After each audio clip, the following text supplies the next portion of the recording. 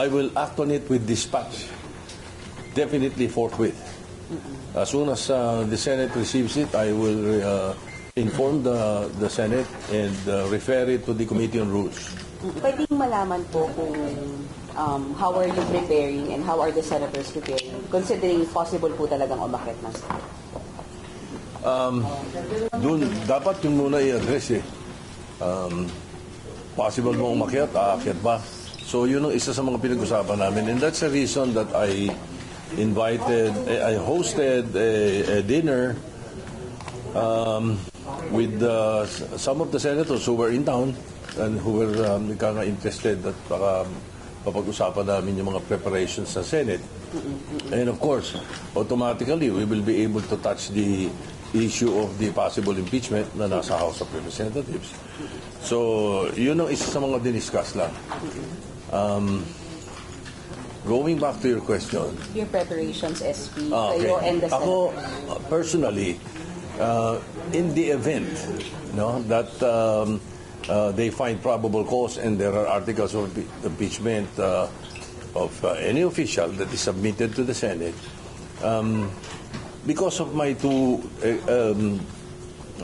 twice experience of being involved in any impeachment in the Senate, meron naman tayong more or less background dito. But then again, as presiding officer, I made sure that I will review the rules of court. I am being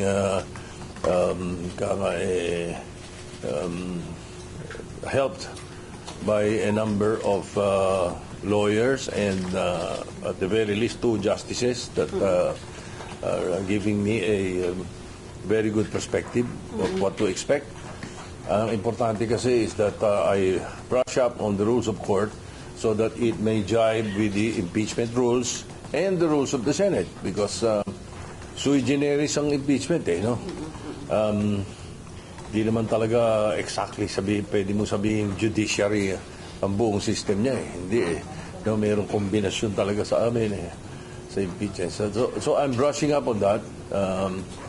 You can call it a crash program, but it's continuing.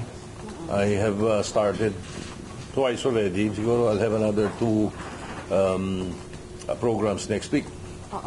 Just in case. As I said, just in case. Because at the moment, hindi naman natin masabi kung anong papadala ng House sa amin. At ayokong pakialaman kung ano man ang nangyayari doon to preserve my impartiality. And it's best that you are prepared. Yes, prepared for any eventuality. How hard will the preparation be? SP, I have to ask ka, since hindi po kayo lawyer, SP, and you will be the presiding justice po.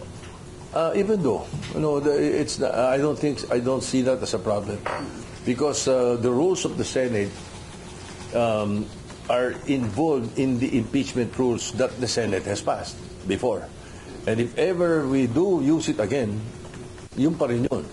And suppletory ang rules of court. That's why I said that mas importante rin na mag-brush up ako doon. I don't see a problem with that. The important thing is that the presiding officer knows what's going on and what will go on. So hindi extra hirap for you kahit na hindi kayo lawyer? Kumbaga hindi extra challenge for you? Hindi naman. Hindi siguro. Review lang. Sir, did you recommend the same to the other senators na mag-brush up na kayo with rules of court? Yes. Actually, yes, that was the intent of my one of the intents. One of the reasons why I hosted a dinner with some of the senators who were available to join us. Most of them and all of them were in the majority na nakausap ng staff yung mga COS naman na pinagsabihan ko kung sino mga available I told them about that. Sabi ko, mas maganda, just in case umakyat sa atin, mabuti na yung nakahanda tayo, hindi pwedeng mangangapa tayo at mangangapa din ang mga senador, because there are issues that the presiding officer may throw to the body, or there may be an objection from any of the members that we should be able to know how to address these objections. Ilan po nakarating na rin? Ilan po lang? 8 or 9. Majority. All majority. Oh yeah, all majority. But may mga na-late, dalawa who were coming late, so hindi na tumuloy. And can we say that majority of the senators are also preparing based on your I think so. advice? Yes. Pero I'm sure they are. I'm sure they are. Para just in case nga. Right now, we don't know. We don't know if the House will pass the articles of impeachment. If they will find probable cause. Right now, tutuusin there is a vacuum. So mahirap magbigay ng komentaryo tungkol dyan except that we have to wait for the decision of the House of Representatives whether they find probable cause. Pero last time, SP, nagkaroon ng issue dun sa forthwith. What can we expect from the Senate? In case lang po, matapos sa House at iakyat, will you act on it forthwith? Yes, I will act on it with dispatch. Definitely forthwith. As soon as the Senate receives it, I will inform the Senate and refer it to the Committee on Rules. So, sir, If ever no may need to happen. define the word forthwith. No need to I define. know what the meaning of forthwith is. SP, kailangan po bang may session? Sorry, can you walk us through it, SP? Kunwari iakyat siya, kunwari lang naman SP, wala pang session, kailangan po bang maghintay na may session bago mag-start yung impeachment trial? We have to convene as an impeachment court. So, technically, we may convene, by May 4. Okay. May 4 dapat magre-resume na kami. That's just 2 weeks, 2 weeks away. So, we may be able to do that. As a matter of fact, yung mga nakaraang impeachment, ang tagal nga ng mga preparasyon. December yung may inakyat yung CJ Corona.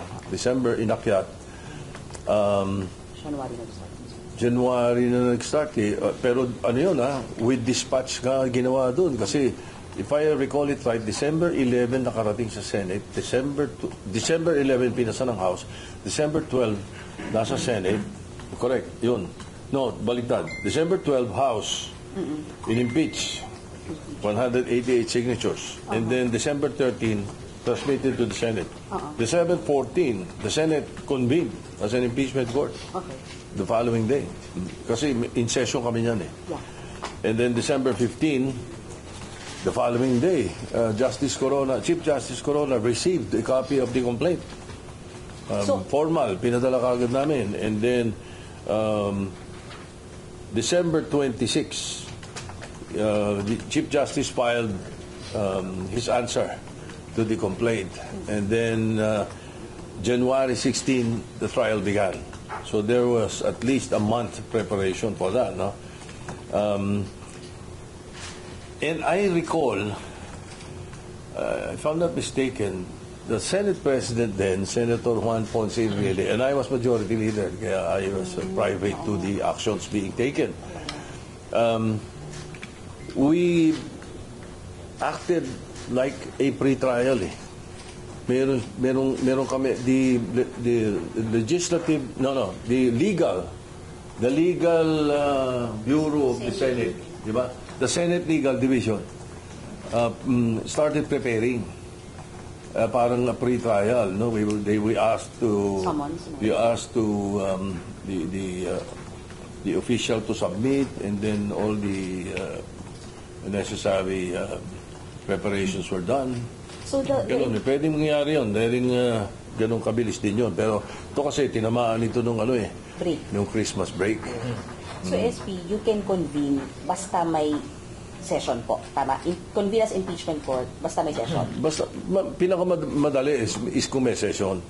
Yes, of course, by May 4, if we receive the articles of impeachment, then we will immediately convene as an impeachment court.